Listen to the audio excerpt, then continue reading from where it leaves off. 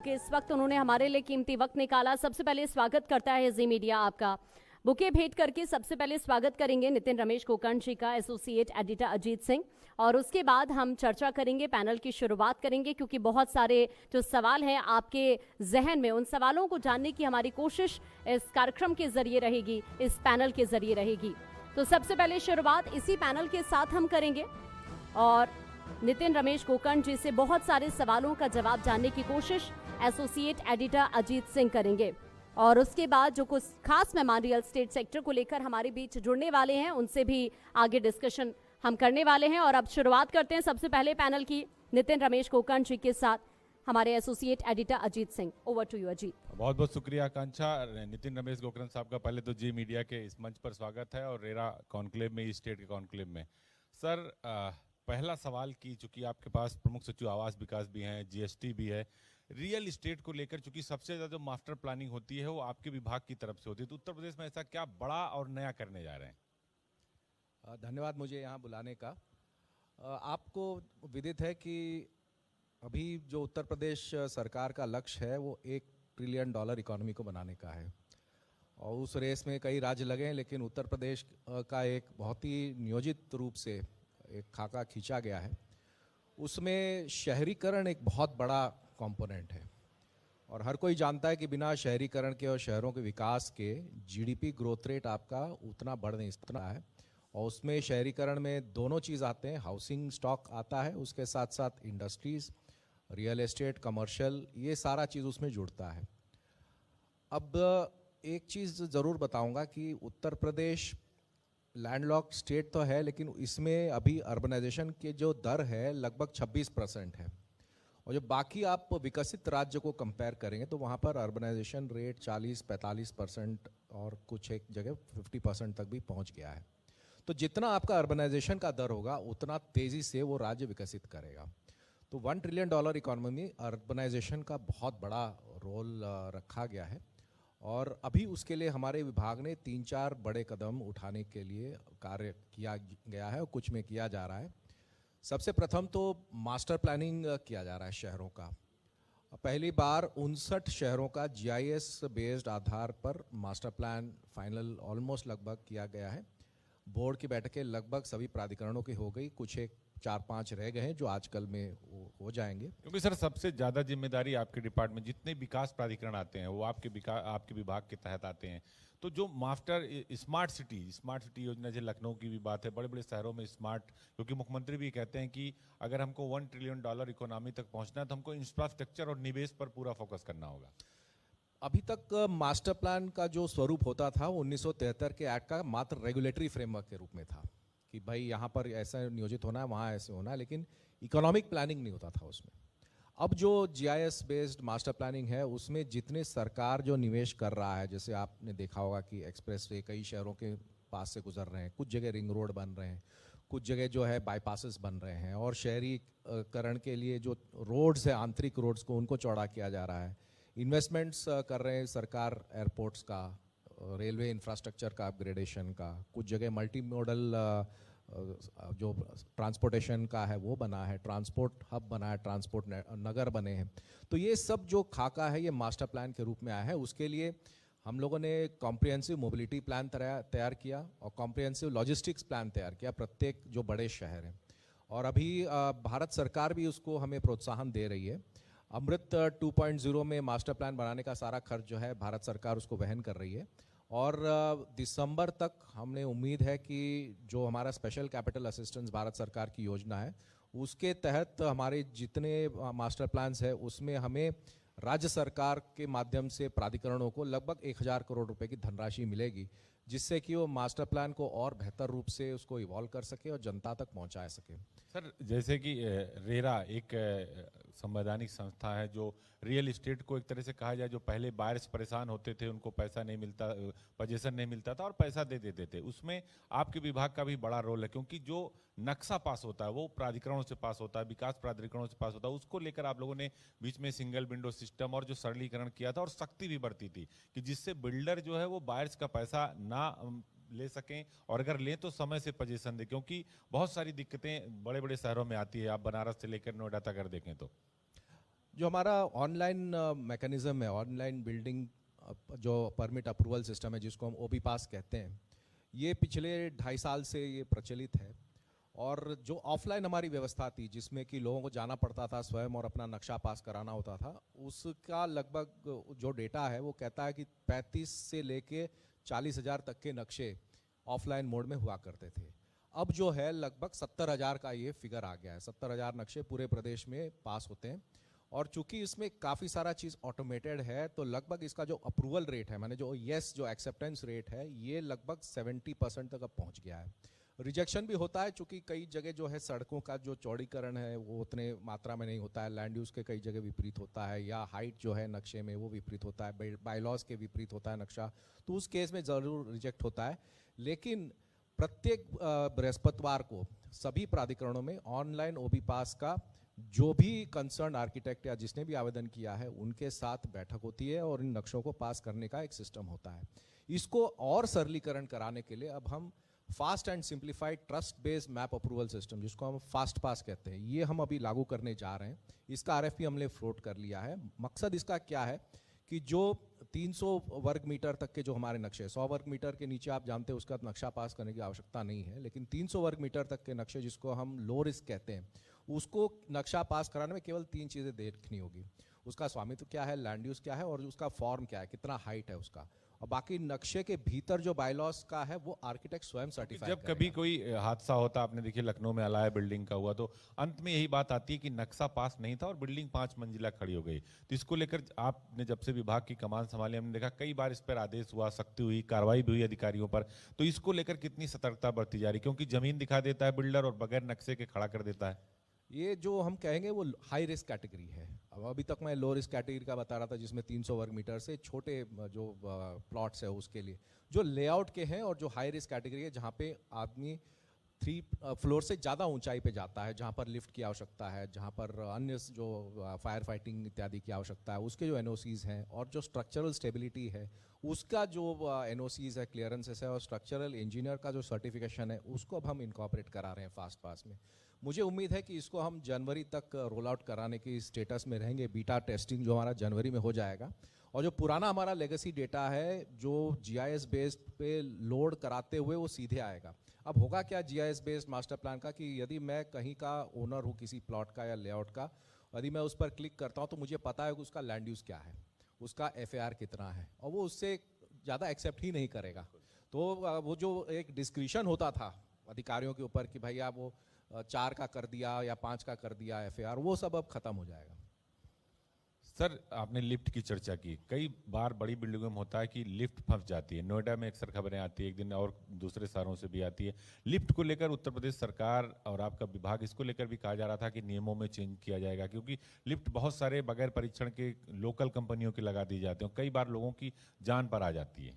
ये औद्योगिक विकास विभाग और आईटी डिपार्टमेंट इसको टेकअप किया है। जो लिफ्ट एक्ट है उसके तहत जो संशोधन कराने की आवश्यकता है उसको वो लोग टेकअप कर रहे हैं। उसमें जो लिफ्ट एक्ट है कई सारे उसमें प्राविधान काफ़ी पुराने हैं, मतलब उसमें पिछले 20-25 साल में जो टेक्नोलॉजी आ गई है उसका उसमें उल्लेख नहीं है। उसको सरलीकृत कराना और उसमें जो मेन चीज़ है उसका रेगुलर सर्विसिंग कराना वो बहुत आवश्यक है। और टेक्नोलॉजी के साथ साथ सर्विसिंग यदि अच्छा रहे तो मेरे समझ से लिफ्ट का मेंटेनेंस और ऑपरेशन में उतनी दिक्कत नहीं आती है। सर, चूंकि आपका जो विभाग है वो बहुत ही संवेदनशील विभाग है, तो अब बात अयोध्या की करते हैं। चूंकि अयोध्या में दिव्य और नव्य अयोध्या बन रही है, और जो सबसे बड़ा काम है वो आपके डिपार्टमेंट को मिला है जिसमें दिव्य और नव्य अयोध्या बनानी है। तो उसको लेकर सर कुछ हमारे दर्शकों को हमारे मन से जानकारी दीजिए कि क्या प्लानिंग है, क्योंकि बहुत सारे लोग कंफ्यूज होते हैं कि हम जमीन कहाँ खरीदें, क्या खरीदें, आवास विकास की रेट क्या है, किस तरह से कमर्शियल है और जो रेजिडेंशियल है, उसको लेकर हम जानना चाहते हैं। आप विदित है कि अयोध्या का जो विजन डॉक्यूमेंट है उसका इम्प्लीमेंटेशन के लिए आवास विभाग नोडल विभाग है, और इसमें जितने भी सरकारी जो कार्य हो रहे हैं उसका एक तरीके से प्रस्तुतिकरण या उसको कोऑर्डिनेशन का जो काम है राज्य सरकार में आवास विभाग कर रहा है। और लगभग इस समय जो अयोध्या का डैशबोर्ड है लगभग 30,000 करोड़ का काम वर्तमान में चल रहा है। लगभग 60 के आसपास विभाग है जो कार्य कर रहे हैं, और इसमें काफ़ी सारे परियोजनाएं कंप्लीट है या ऑलमोस्ट कंप्लीशन के कगार पे है। और हमारा उद्देश्य है कि दीपोत्सव तक या बहुत होगा तो मैक्सिमम जनवरी के अंत तक ये सब काम हम मंदिर के जो लोकार्पण है उससे पहले कंप्लीट कर सकें। दो चीज़ें आपने पूछे कि अयोध्या का एक तो मास्टर प्लान था नहीं, 1985 के बाद पहली बार अयोध्या का मास्टर प्लान बना और ये 2047। हाँ, 2000 जो विजन होना चाहिए था उस हिसाब से। दूसरा, अयोध्या का जो क्षेत्रफल था वो भी बहुत सीमित था, तो उसका एरिया एक्सपेंशन भी किया गया। उसका मास्टर प्लान हालांकि वर्तमान में बन रहा है, मुझे उम्मीद है कि दिसंबर तक जो एक्सपेंडेड एरिया है अयोध्या का वो भी कंप्लीट हो जाएगा। और जो आपने दो सवाल किए हाउसिंग को लेकर के, ये बहुत महत्वपूर्ण है, चूँकि जब से लोगों को पता चला कि अयोध्या में राम मंदिर का निर्माण होने जा रहा है, तब से वहाँ की ज़मीनों की जो रेट्स थे सडनली बढ़ गए और कुछ लोगों ने विवादित ज़मीनों को भी बेचने का उसमें प्रयास किया, कुछ लोग पकड़े भी गए। काफ़ी सारी चीज़ें आपने अखबारों के माध्यम से, चैनलों के माध्यम से आपने देखा भी है। तो उसके लिए दो चीज़ें की गई है। एक तो अभी आपने माननीय मुख्यमंत्री शहरी विस्तारीकरण योजना में सुना होगा कि अभी कैबिनेट से हमने अयोध्या विकास प्राधिकरण को एक हाउसिंग का एक लेआउट के लिए पैसा दिया है, लगभग 200 करोड़ की वो योजना है, जिसमें कि 50% जो है राज्य सरकार 20 साल के लिए इंटरेस्ट फ्री लोन की तरह देगी। 20 साल में वो रिकूप करेंगे प्राधिकरण के, और उसमें जो हाउसिंग की जो रिक्वायरमेंट है काफ़ी हद तक जो इमीडिएट है वो मीट आउट करेंगे। और एक जो आपने जिक्र किया नव्य अयोध्या का, ये एक शानदार टाउनशिप की परिकल्पना की गई है, जो मैं समझता हूँ कि जो हमारे भारत के बहुत उत्कृष्ट आर्किटेक्ट रहे लेट PK दोषी जी, अभी नहीं रहे वो, उनका मेरे ख्याल में सबसे आखिरी जो प्रोजेक्ट था वो यही नव अयोध्या को लेकर के था। और उसमें पूरे जो अर्बन प्लानिंग प्रिंसिपल्स हैं, मॉडर्न से लेके ट्रेडिशनल, उनका सबका समाविष्ट है। आपको ऐसी अनुभूति होगी वहाँ पर जब ये बनेगा कि आप वाकई में जो राम राज्य का जो अयोध्या था उसको आप देख पाएंगे। क्योंकि कह रहे हैं सर कि उसमें वो त्रेता युग वाली अयोध्या, योगी हाँ। और मोदी वाली अयोध्या, और जो वर्ल्ड क्लास सिटी बनाया जा रहा है, जब लोग आएंगे तो उस दिव्य और नव्य अयोध्या को देखेंगे, वो जो जमीन आप लोगों ने एक्वायर की उस पर बनेगा। जो ज़मीन हमने एक्वायर की है वो बिल्कुल सरयू नदी के तट पे है, और जो हमारी परिकल्पना है कि वहाँ से लेकर के आप राम मंदिर का जो शिखर है वो आप कहीं भी खड़े होकर के आप देख सकेंगे। उसके जो डायगनल्स है उस प्रकार रखे गए हैं। उसमें ब्लू इंफ्रास्ट्रक्चर है। ब्लू इंफ्रास्ट्रक्चर का मतलब पानी झरोका हर जगह है। ग्रीन इंफ्रास्ट्रक्चर अलग से है, जहाँ पर आपको लगेगा कि ग्रीन बेल्ट और बिल्कुल अच्छे तरीके से उसका एक मौसम जो है वो आपका क्लाइमेट कंट्रोल रहेगा, वो चीज़ें रहेंगी।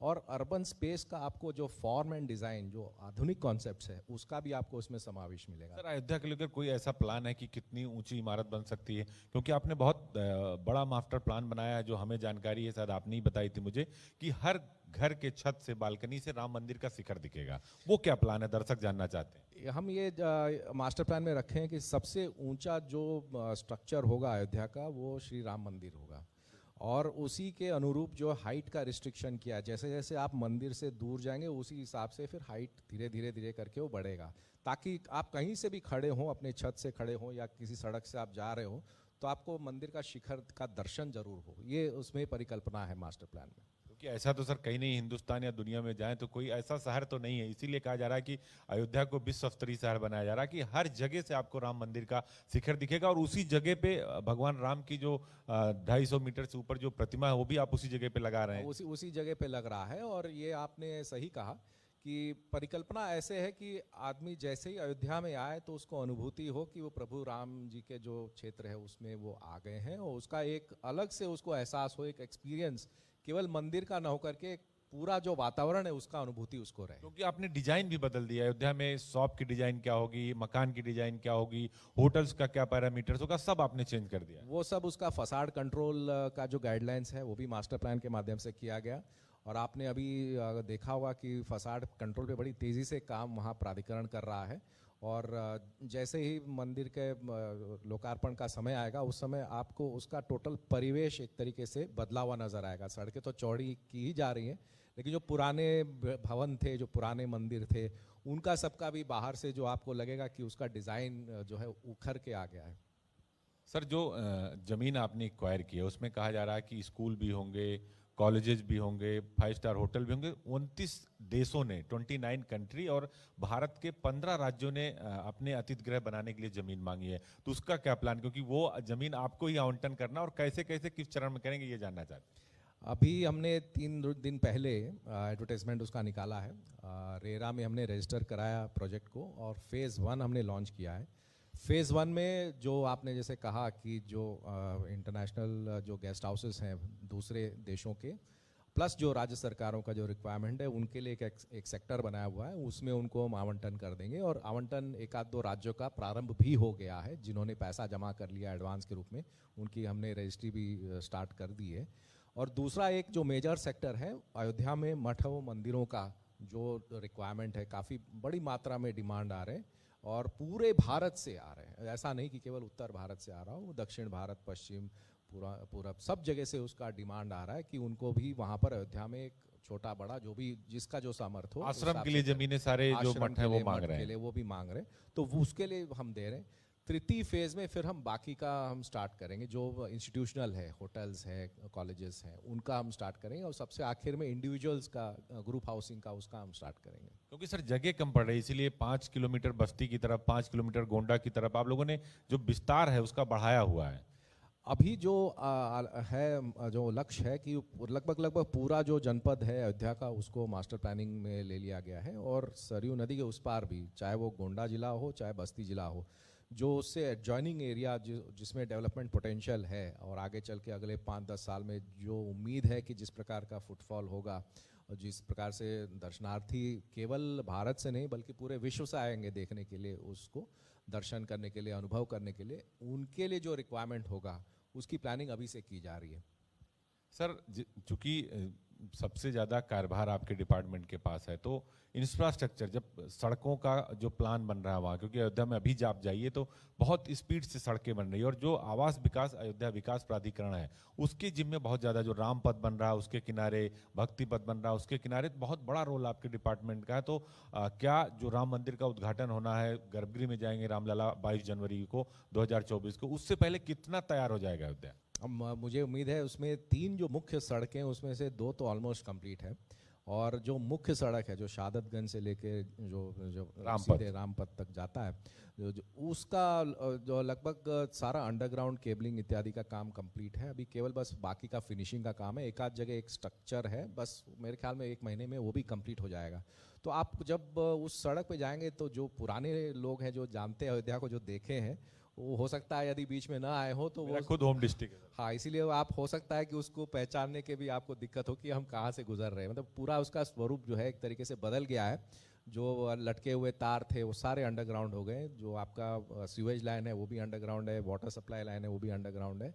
और अच्छे से आप पाएंगे कि उसका ये परिदृश्य, कहा जा रहा है कि अयोध्या में एक भी तार हवा में नहीं दिखेगा, हाँ, सब पूरी एक की भी तार पूरी अयोध्या आपको पूरा अंडरग्राउंड। बिल्कुल सारा अंडरग्राउंड है। यहाँ तक कि हमने पैसा प्राधिकरण को दिया है, जो आंतरिक गलियाँ हैं, जो जहाँ पर उम्मीद है कि जहाँ पर दर्शनार्थी ज़्यादातर मात्रा में पैदल भी जाएंगे, उन गलियों तक का सुधार करने के लिए पैसा दिया है। तो प्रयास है कि बेहतर से बेहतर एक हम अयोध्या का परिवेश जनता के सामने रखें। ये भी कहा जा रहा है सर, जो राम की पड़ी है जहाँ माँ सरयू का पावन जल आता, लोग स्नान करते हैं, उसको दशरथ समाधि तक आप लोग ले जा रहे हैं, जो दिव्य और नव अयोध्या बना रहे हैं उसके ठीक सामने से गुजर रही बिल्कुल है। उसके ठीक सामने से जाना है। और एक भी आपको बता दें कि जो हमारी नव अयोध्या सिटी है, उसमें से वहाँ से भी हम पानी लेकर के हमारे जो नया शहर है उसके तक भी वो पूरा पानी का इस्तेमाल करने की हमारी योजना है।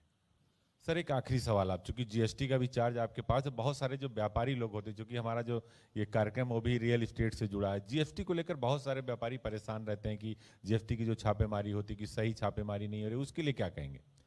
मैं ये अनुरोध करूंगा सबसे पहले कि यदि कोई व्यापारी है जो जीएसटी के दायरे में आता है, जिसने अभी रजिस्ट्री अपना नहीं कराया, तो कृपया अपना रजिस्ट्री ज़रूर करा लें।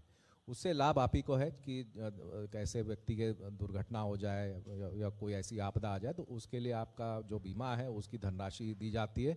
बल्कि उत्तर प्रदेश एक ऐसा राज्य है जहाँ पर व्यापारी दुर्घटना बीमा में सबसे ज़्यादा काम इसी माध्यम से जो जीएसटी रजिस्टर्ड है उनको लाभ दिया गया है। जहाँ तक बात है जीएसटी का, तो आप जानते हैं कि अब जो रेट्स हैं इसमें तो कोई राज्य सरकार का कोई अब से बचा नहीं है। तो रेट निर्धारण जीएसटी काउंसिल का होता है। और यदि आप सही अपने डॉक्यूमेंट्स रखते हैं तो आपको जीएसटी विभाग से कोई डरने की कोई भी आवश्यकता नहीं है। और हम लोग का ये हमेशा रहता है कि हमें करदाताओं को प्रताड़ित नहीं करना है। कर ले के माध्यम से यदि किसी ने कोई गलती से कोई छूट गया तो उसका जो भी नियम है उसके तहत उसको वसूला एक सवाल रह गया था कि आजकल पोल्यूशन विशेष तौर से एनसीआर के एरिया में अगर देखें तो उसमें जो बिल्डिंगे बनती हैं, चूंकि आपके विभाग से उसका नक्शा पास होता, तो अभी कल ही मुख्यमंत्री की तरफ से निर्देश दे दिया गया कि 500 वर्ग मीटर से अगर अधिक बनेगा तो उनको एक जो डस्ट टाइप है उस पर रजिस्ट्रेशन कराना होगा, तभी वो निर्माण कर पाएंगे, क्योंकि पोल्यूशन बहुत बड़ा खतरा बन रहा है।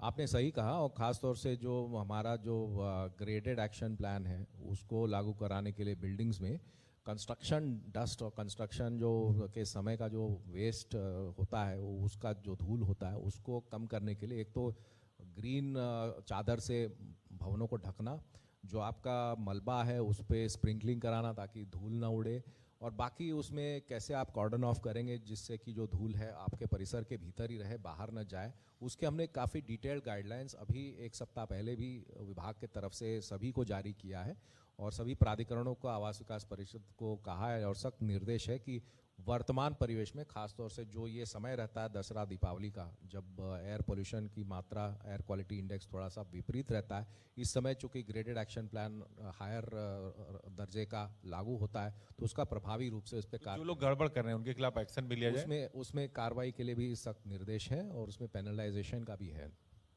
बहुत बहुत शुक्रिया सर जी मीडिया से बात करने के लिए, हमारे इस कार्यक्रम में आने के लिए। तो ये थे नितिन रमेश गोकरण साहब, जो प्रमुख सचिव आवास विकास भी, और जीएसटी का भी इनके पास पूरा चार्ज है, यानी आपको किसी चीज से डरने की जरूरत नहीं। जो सबसे बड़ी बात है, अयोध्या पर खुलकर उन्होंने बात की कि कैसे दिव्य और नव्य अयोध्या बनेगी, क्या मास्टर प्लान है, और कैसे सरयू जी का जो जल है वो पूरे मास्टर सिटी में जाएगा और राम की पैड़ी से लेकर दशरथ समाधि तक, यानी जो दिव्य और नव्य अयोध्या वर्ल्ड क्लास सिटी बनेगी, उसको लेकर पूरी जानकारी दी। सर बहुत बहुत शुक्रिया हमारे साथ जुड़ने के लिए। Thank you. बहुत शुक्रिया अजीत आपका, और बहुत शुक्रिया नितिन।